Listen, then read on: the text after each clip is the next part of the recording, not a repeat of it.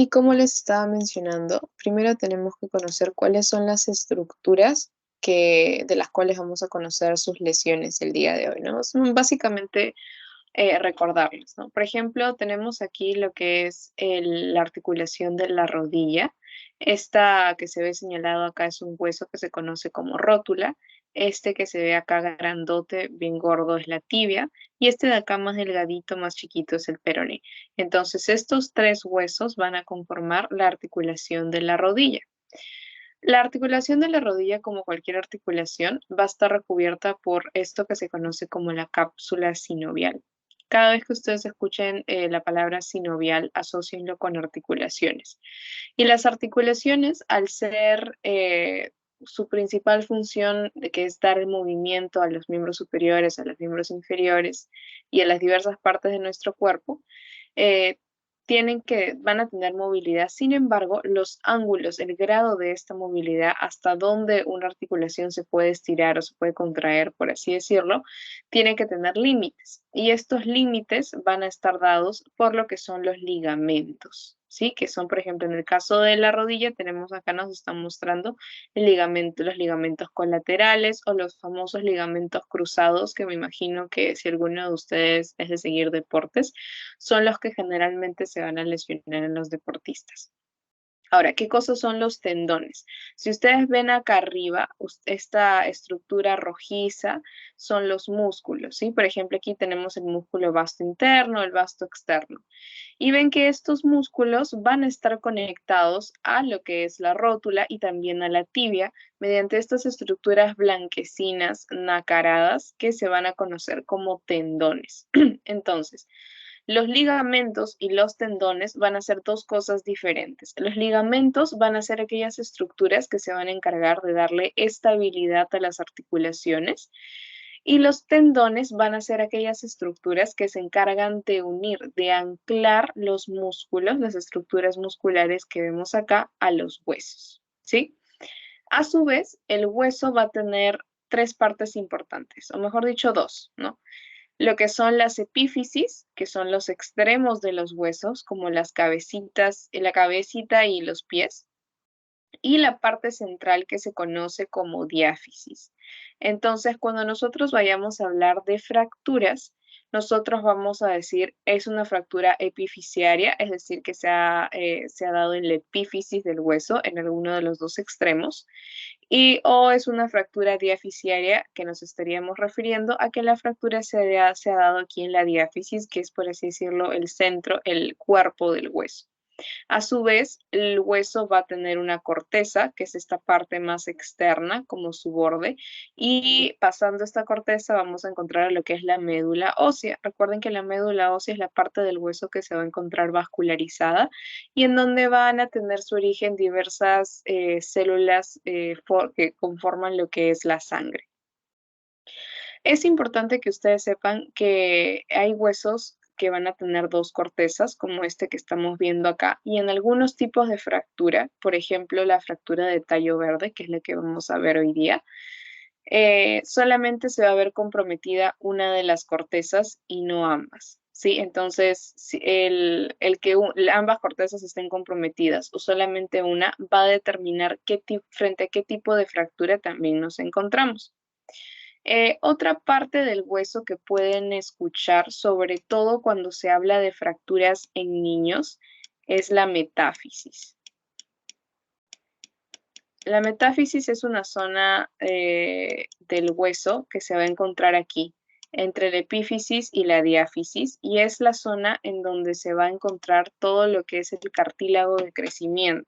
Recuerden que el cartílago de crecimiento es la parte del hueso que le va a permitir a este estirarse, enlongarse, para permitir que el niño adquiera la estatura que va a tener de adulto, ¿no? Entonces, obviamente, en el caso de aquellos niños que tienen una fractura metafisiaria, es decir, a nivel de la metáfisis, donde se encuentra el centro de crecimiento, este hueso va a sufrir un acortamiento y por lo tanto va a verse afectado su crecimiento. Por eso es importante definir en qué zona del hueso, en qué porción se encuentra la lesión.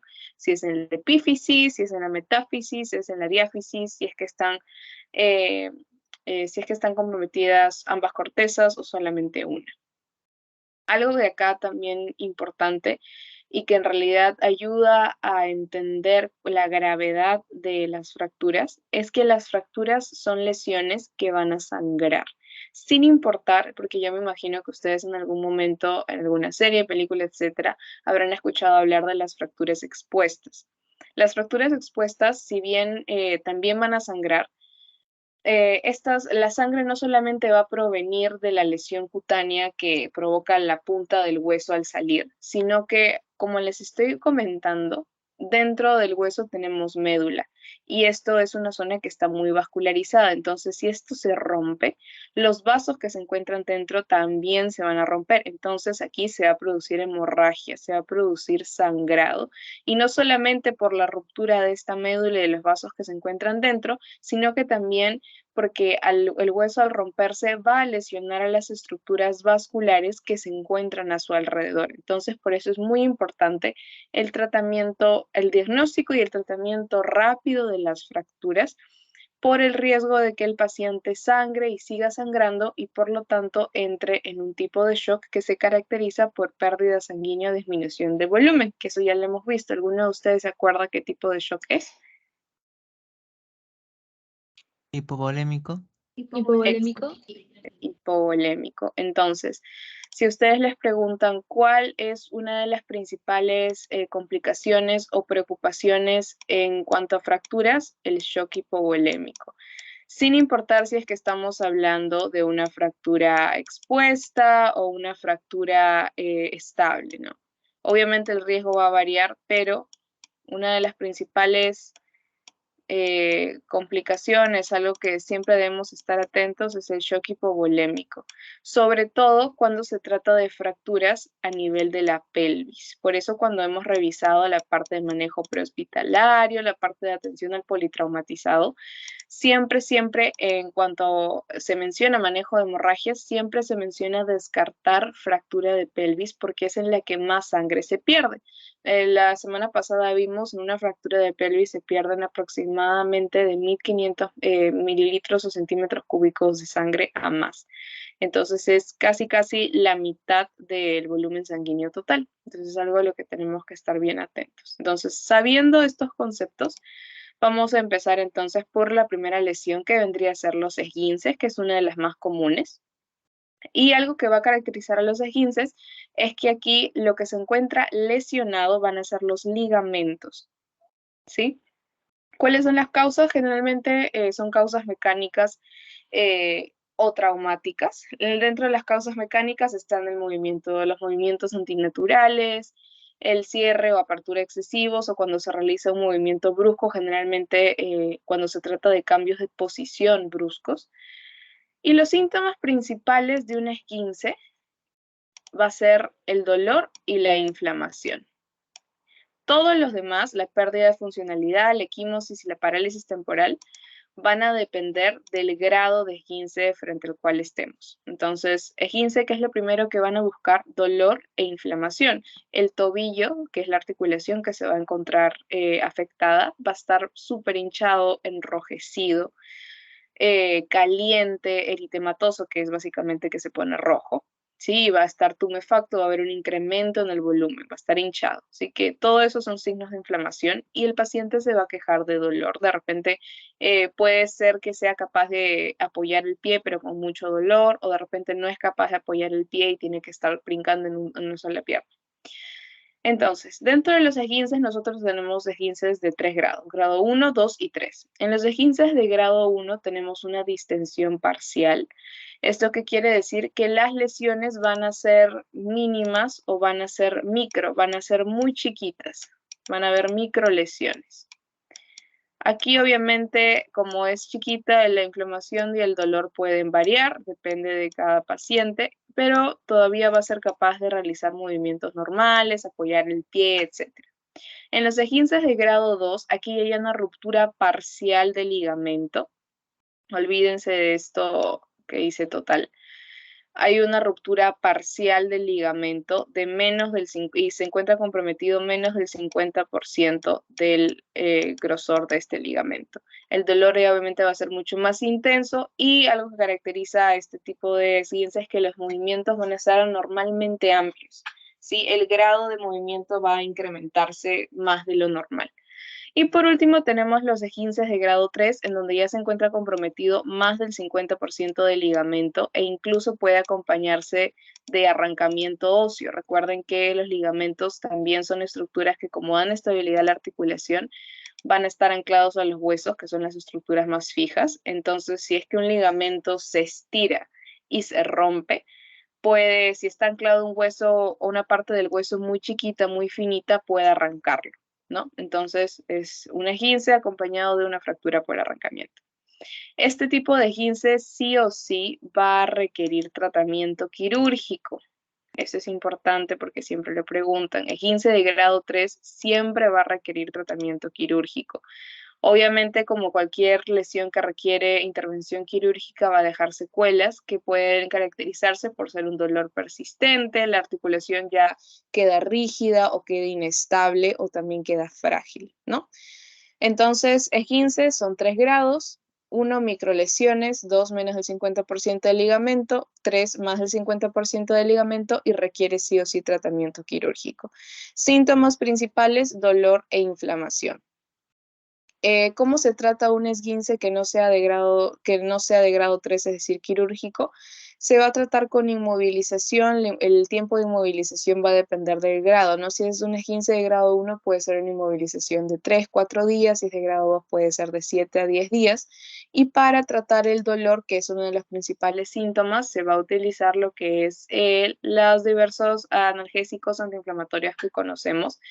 Esto se los muestro, esta lo que es la escala analgésica de la OMS, para que lo vayan viendo, para que vean qué cosa es. Esta es una escala que se utiliza actualmente, ya no solamente son 3 escalones, sino que me parece que han añadido uno más.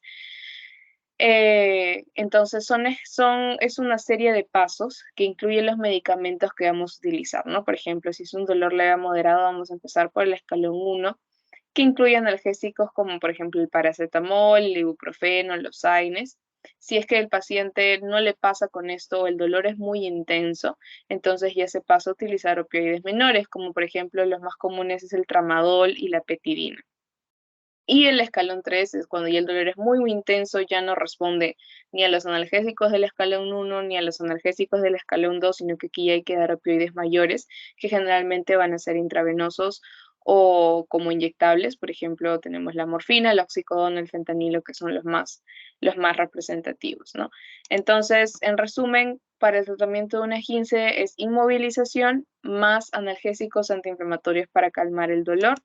Y como primeros auxilios, lo que también se recomienda es que el pie se eleve, ¿no? Podemos colocar almohadas debajo de él y colocar en el momento agudo, cuando recién se ha producido la lesión, lo que es hielo. ¿Por qué? Porque el hielo produce vasoconstricción, que es decir, que las arterias, los vasos se hacen más chiquititos y eso puede ayudar a reducir la inflamación. ¿Hasta acá alguna pregunta, chicos? ¿No? Listo. Entonces vamos a pasar a nuestra siguiente lesión, que van a ser las luxaciones. A diferencia de los esguinces, en donde solamente se veía comprometido lo que son los ligamentos, en las luxaciones hay compromiso de los ligamentos y de la cápsula articular en sí, de la cápsula sinovial. Aquí la causa básicamente va a ser el ejercer una fuerza extrema sobre los ligamentos, lo que va a provocar que esta articulación, como están viendo en las imágenes, en las radiografías, se salga de su lugar. ¿Cuál va a ser el principal síntoma aquí? Va a ser el dolor, la inflamación y lo que es la impotencia funcional inmediata y absoluta. ¿Por qué? Porque la articulación se está saliendo de su lugar y si se sale de su lugar ya no se puede utilizar como se debe, ¿no? Obviamente si una articulación se sale de su lugar a simple vista, ¿no? A la inspección puede aparentar este miembro deforme, acortado, torcido de una manera antinatural, ¿no? Aquí, por ejemplo, en esta radiografía de acá tenemos una luxación de tobillo, que como les digo ya es una lesión no solamente ligamentaria, sino también que involucra la cápsula articular que se sale de su sitio. Tenemos una lesión, una luxación a nivel de la articulación de la rodilla y aquí tenemos una luxación a nivel de lo que es la cadera, ¿no? Vamos a hacerle zoom para verlo mejor. Esto es los huesos de la pelvis, todo esto es la pelvis, esto que parece como una especie de corona o algo así. Estos huesos que ven acá grandotes son el fémur y estos como especie de cuevitas que ven acá de zonas cóncavas son los acetábulos. Entonces, como están viendo en el fémur de aquí de la izquierda, en la cabeza del fémur tiene que estar en esta cuevita que es el acetábulo. Esto está correcto, esto es normal. Sin embargo, como están viendo aquí en el lado, en el fémur de la derecha, la cabeza se ha salido del acetábulo y está por debajo. Entonces, eso es lo que es la luxación. Una de las articulaciones que con mayor frecuencia se va a luxar va a ser la del hombro. Y en la luxación de hombro tenemos una luxación anterior. Recuerden, esta es lo que es la escápula, esto es el húmero y esta es la cabeza del húmero que va acá en esta estructura que se conoce como fosa glenoidea. Vamos a hacerles un acá, que esta es la fosa glenoidea, esta es la cabeza del húmero. Entonces, este es el húmero, esta es la escápula. Entonces, esta es la posición normal. Cuando se va hacia adelante se conoce como luxación posterior, que es la anterior, perdón, que es la más común. Y la luxación posterior es cuando la cabeza se sale y se va hacia atrás. ¿Sí? Entonces, luxaciones, que es una lesión de ligamentos y la cápsula que se sale de su sitio. ¿Cuáles son los síntomas principales? Dolor, inflamación y una impotencia funcional inmediata. Que puede llegar a causar deformidad. ¿Cuál es el tratamiento? Aquí el tratamiento de las luxaciones sí o sí tenemos que llevar al paciente al hospital para descartar que existan fracturas o una mayor lesión de partes blandas de la parte vascular que rodea las articulaciones, porque recuerden que estas son bastante irrigadas. Entonces, lo único que nosotros podemos hacer es inmovilizar esa zona y trasladar al paciente, ¿no? Podemos ir dándole algo para el dolor. Sin embargo, no se recomienda regresar el hueso a su sitio, mejor dicho, la articulación a su sitio, sin antes haber realizado una radiografía a la zona. ¿Por qué? Porque esta luxación puede estar asociada a una fractura. Y si nosotros regresamos la articulación luxada a su sitio y y no nos percatamos de que también hay una fractura, esta fractura la podemos empeorar y la podemos hacer muchísimo más grave. Entonces, a nivel prehospitalario, lo único que ustedes pueden hacer es inmovilizar, dar algo para el dolor, analgésico, antiinflamatorio y trasladar. No deben regresar la articulación a su sitio sin antes haber realizado una radiografía. Y llegamos ya a la parte principal de todo su TEO, que vendría a ser la parte de fracturas. Y aquí ustedes ya saben que en la principal estructura dañada van a ser los huesos, pero no van a ser los únicos. También se va a dañar lo que son las estructuras circundantes, que vendrían a ser las famosas lesiones de partes blandas, ¿no? Se daña el tejido celular subcutáneo, músculos, aponeurosis, piel, la parte vascular, ¿no? La irrigación, nervios también. Y entonces el tratamiento de las fracturas va a ser un abordaje muy complejo, ¿no? No se trata solamente de regresar el hueso a su sitio, sino también de reparar todo el daño que ha ocasionado este hueso que se ha salido de su lugar a su alrededor. Estas fracturas se van a clasificar de acuerdo a sus causas, ¿no? Tenemos fracturas clasificadas según su exposición, su etiología y su ubicación. Según su ubicación ya la habíamos revisado, epifisiaria cuando está en alguno de los dos extremos, diafisiaria cuando está en el centro y metafisiaria ya sabemos que cuando está en la metáfisis, que es esa zona que se encuentra entre la epífisis y la diáfisis, y que en los niños es la que contiene lo que es el cartílago de crecimiento, la zona de crecimiento. Por su exposición vamos a tener lo que son las fracturas abiertas, donde el hueso fracturado, uno de los extremos o ambos, va a salir hacia el exterior, rompiendo la piel. O fracturas cerradas en donde la fractura no se puede visualizar a simple vista y se requiere de una radiografía de rayos X. Según su etiología, nosotros vamos a tener fracturas traumáticas, que son las que ocurren con mayor frecuencia. Tenemos las fracturas por aplastamiento, las que son por fatiga, también conocidas por fracturas por estrés, y las fracturas obstétricas. Entonces, traumáticas creo que no es necesario que ahondemos mucho en su definición, ya saben que es por algún accidente, alguna caída, algún golpe, etc. ¿Qué cosas son las fracturas por aplastamiento? Las fracturas por aplastamiento se van a dar principalmente a nivel de lo que son las vértebras, ¿sí? A nivel de lo que son las vértebras, porque estas fracturas por aplastamiento, como su mismo nombre lo dice, ocurren cuando una estructura ósea, un hueso, es aplastado entre dos estructuras más pesadas. Es decir, el hueso prácticamente colapsa y es como si lo moliéramos. ¿En quiénes ocurren con más frecuencia estas fracturas por aplastamiento en las vértebras? En las mujeres postmenopáusicas. ¿Por qué en las mujeres postmenopáusicas?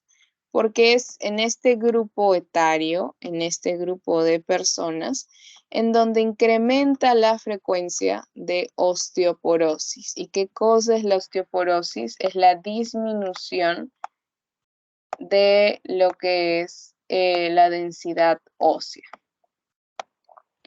¿Cuál es uno de los fármacos que se utiliza para el tratamiento de la osteoporosis? La vitamina D. Entonces, fracturas por aplastamiento, ¿qué cosa tienen que pensar? Que el hueso se aplasta porque ya está muy débil. Y generalmente va a ocurrir en las vértebras. ¿Dónde son frecuentes estas fracturas por aplastamiento en las vértebras? En mujeres postmenopáusicas, es decir, por encima de los 50 años. ¿Por qué ocurre? ¿Cuál es el factor de riesgo? Mayor riesgo de osteoporosis. ¿Qué cosa es osteoporosis? Disminución de la densidad ósea. ¿Con qué se trata? ¿Qué cosa se da a las personas que tienen osteoporosis? Una de ellas es la vitamina D, ¿sí? Recuerden eso. En cuanto a lo que son las fracturas por fatiga, también denominadas fracturas por estrés, estas se van a dar más que nada en atletas. ¿Por qué? Porque habíamos conversado que el tendón, que es una de las estructuras que revisamos al inicio, es valga la redundancia, una estructura que va a ayudar a anclar el músculo con el hueso.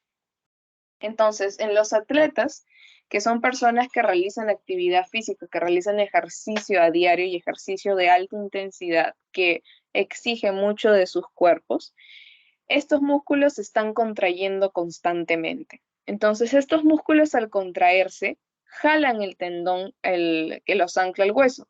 Y al jalar el tendón que los ancla al hueso, también están jalando un poquito al hueso al que están anclados. Entonces, imagínense que tenemos un músculo aquí que se está contrayendo constantemente y este es su tendón, ¿no? Que lo ancla al hueso. Entonces, el músculo se contrae, jala, el tendón también jala y por lo tanto el hueso también jala. Si esto ocurre a cada rato de manera constante y las contracciones musculares también son fuertes, esto puede llegar a ocasionar pequeñas lesiones que van deteriorando la corteza del hueso hasta que se rompe. Y recuerden que la definición de fractura es cuando alguna de las cortezas del hueso, ya sean ambas o una de ellas, se va a ver rota, se va a ver alterada. Entonces, esas son las fracturas por fatiga, también conocidas como fracturas por estrés, que son comunes en los atletas. Se da por una contracción muscular repetida de un músculo cuyo tendón está anclado a un hueso. Por último, tenemos lo que son las fracturas obstétricas, que son aquellas fracturas que se dan en el neonato, en el recién nacido, durante el nacimiento. Una de las fracturas obstétricas más comunes va a ser la fractura de la clavícula, ¿sí? La fractura de la clavícula. Y esto se da por toda la manipulación que hay del cuerpo del bebé para que pueda salir por el canal del parto. Entonces, traumáticas, ya sabemos, caídas, accidentes, etc. Aplastamiento es más común en vértebras, en mujeres posmenopáusicas, por osteoporosis, donde se da vitamina D. Fracturas por fatiga o estrés se da en atletas más que nada, provocada por una contracción muscular recurrente de un músculo cuyo tendón le está uniendo al hueso, ¿no? Y por último, dentro de las fracturas obstétricas son aquellas que se dan al momento del nacimiento por la manipulación que se hace al neonato, al recién nacido, para que salga por el canal del parto. Y una de las más comunes es la fractura de clavícula. ¿Cuáles son los principales síntomas que van a caracterizar a lo que es las fracturas? Algo que me dijo un profesor de traumato que me enseñó el año pasado y que fue muy útil, es que cuando nosotros hablamos de fracturas tenemos que hablar de las 3D. Dolor, a ver, acá está. Dolor, disfuncionalidad y deformación. Esos son los 3 principales síntomas que van a, o mejor dicho, signos y síntomas que van a caracterizar a lo que es las fracturas, las 3D, dolor, disfuncionalidad y deformación. ¿Cuál es el tratamiento para las fracturas? Lo que se conoce como reducción. El tratamiento va a ser la reducción. Y esta reducción de la fractura puede ser de 2 tipos. Puede tratarse de una reducción cruenta o una reducción incruenta. ¿Alguno sabe cuál es la diferencia entre ambos? ¿Les han explicado? Chicos. Chicos. ¿No? Creo que reducción cruenta es sangrado. No, no tiene tanto que Y ver la con... incruenta. Sigue. La incruenta es contracción. Ya. Cuando hablamos de cruenta e incruenta, no estamos hablando tanto acerca de las características de la lesión, como por ejemplo el sangrado, la contracción, sino que estamos hablando de las maniobras que se utilizan para regresar este hueso a su sitio. A eso nos referimos cuando nosotros decimos reducción. Cuando hablamos de reducción cruenta, nos estamos refiriendo a que para nosotros poder regresar este hueso a su sitio, lo vamos a hacer mediante una cirugía, es tratamiento quirúrgico en sala. Y una reducción incruenta es aquella que se va a dar de manera mecánica con lo que son maniobras de tracción y contratracción. ¿A qué me refiero con esto? Como están viendo en la imagen de aquí, uno de los médicos va a agarrar en la extremidad del paciente que se encuentra, donde se encuentra la fractura por un lado, y el otro médico le va a agarrar por el otro. Entonces ambos van a tirar hacia su cuerpo. Uno va a tirar para acá, otro va a tirar para el otro lado. Esas son maniobras de tracción y contratracción, y esa es la reducción incruenta, que va a ser mecánica.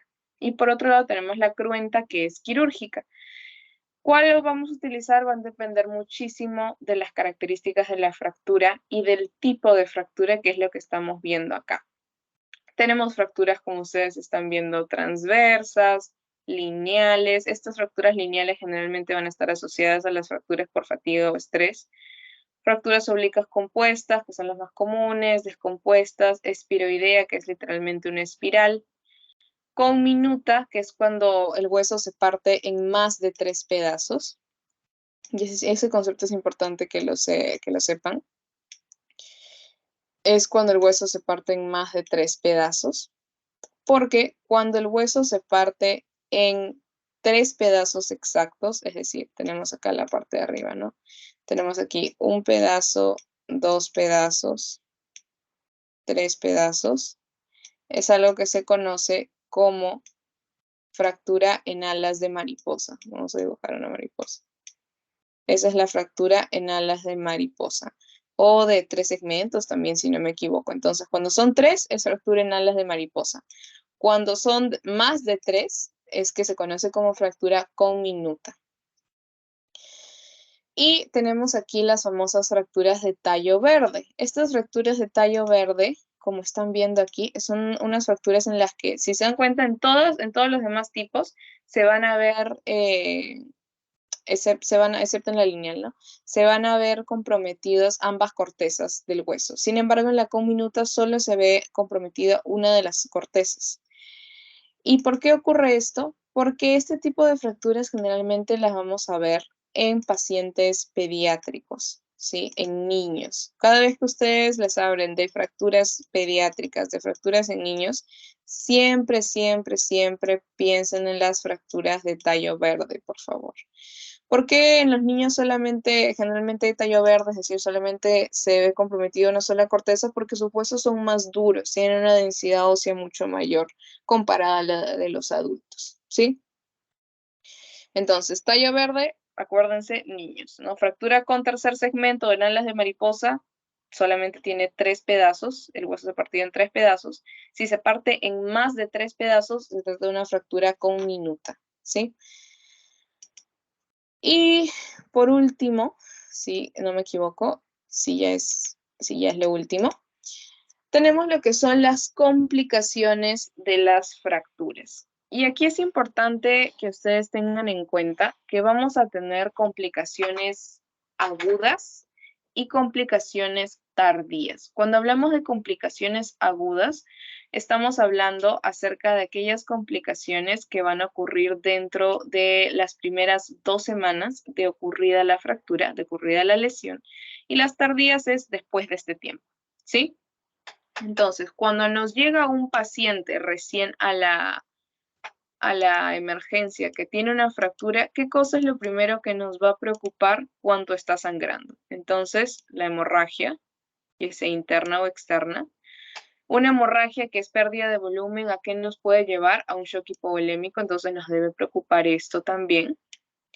¿Qué otra cosa nos debe preocupar? Lo que son las lesiones, ¿no? Ya sea lesiones vasculares, lesiones neurológicas, lesiones nerviosas, lesiones viscerales. Todo eso son complicaciones agudas que tenemos que manejar apenas llega el paciente a la emergencia. Son cosas que sí o sí tenemos que ver que no ocurran. ¿Cuáles son las complicaciones tardías, complicaciones que nos deben preocupar a largo plazo? Es el retardo en la consolidación y la ausencia de consolidación o pseudoartrosis, que son las más comunes, las de mayor preocupación, ¿sí? Otra que vemos acá en la imagen es la atrofia de Sudeck, que lo han preguntado en algunos de sus exámenes, que también es tardía, que más que nada es una lesión nerviosa, que lo que va a ocasionar es que la piel del paciente, que esta zona se inflame, la piel se ponga lisa, brillante, ya no crece vello en esta zona, el paciente pierde sensibilidad y empieza a tener sensaciones de pinchazos, de hincones o de hormigueo, ¿no? Y esta zona cambia de temperatura de manera aleatoria, ¿no? Entonces, es bastante sensible al tacto. El paciente incluso refiere que lo tocan, lo rozan y le duele. Esa es la atrofia de Sudeck, por si se las pregunto. ¿Qué cosa es entonces, o qué cosa es lo que es el retardo de la consolidación o la ausencia de consolidación, o también conocida como pseudoartrosis? Cuando nosotros hablamos de consolidación, y me olvidaba otra complicación tardía que también es importante, es la consolidación viciosa. Ya, entonces, cuando nosotros hablamos, como se habrán dado cuenta, se repite bastante la palabra consolidación. Cuando hablamos de consolidación en una fractura, nos referimos a que el hueso suelde, ¿sí? A que el hueso de lo que estaba roto se vuelva a unir, sane, cicatrice y quede bonito otra vez. A eso nos referimos con consolidación en fracturas. Entonces, cuando nosotros decimos que hay consolidación viciosa, quiere decir que el hueso ha soldado pero chueco. Por ejemplo, yo me fracturé el húmero y supuestamente debería quedar así, unido bonito, ¿no? Todo bonito. Sin embargo, en lugar de quedar así unido bonito, una de las partes queda por acá y otra de las partes queda por acá. Entonces el hueso ha soldado chueco. Esto de aquí es consolidación viciosa. El hueso suelda mal, se une chueco. Es una de las más fáciles de recordar. Y recuerden que es tardía. Ahora, cuando nosotros hablamos de retardo en la consolidación y ausencia de la consolidación, es básicamente que el hueso no llega a unirse, no llega a soldarse por completo. Entonces, ¿cuál va a ser? En ambos es lo mismo, pero la diferencia entre ambas entidades, ambos conceptos, va a ser el tiempo que ha pasado. Para retardo en la consolidación, nosotros hablamos hasta que ha pasado más o menos 5 meses de la fractura. Si ya pasaron 6 meses o más, entonces hablamos de un retardo en la consolidación. Entonces recuerden, cuando nosotros hablamos de consolidación, estamos hablando de que el hueso suelte, que el hueso se vuelva a unir, que quede bonito, derecho. Cuando decimos consolidación viciosa, recuerden que es que el hueso ha soldado mal, ha soldado chueco, ¿sí? Cuando nosotros hablamos de retardo en la consolidación y ausencia de consolidación, es que el hueso no se pega, no se une, no se vuelve a soldar. Decimos retardo de la consolidación hasta más o menos los 5 meses de ocurrida la fractura. Y si es que ya pasaron 6 meses o más, ya no es retardo, sino es ausencia de consolidación. Estos puntos de corte en meses van a variar de acuerdo a la literatura que lean y también de acuerdo al hueso del que estemos hablando, pero más o menos este va a ser un promedio. Y eso sería todo, chicos. Bueno, acá están los diferentes tipos de vendaje que yo sí les recomiendo que lo vayan practicando en su casa porque me imagino que lo van a hacer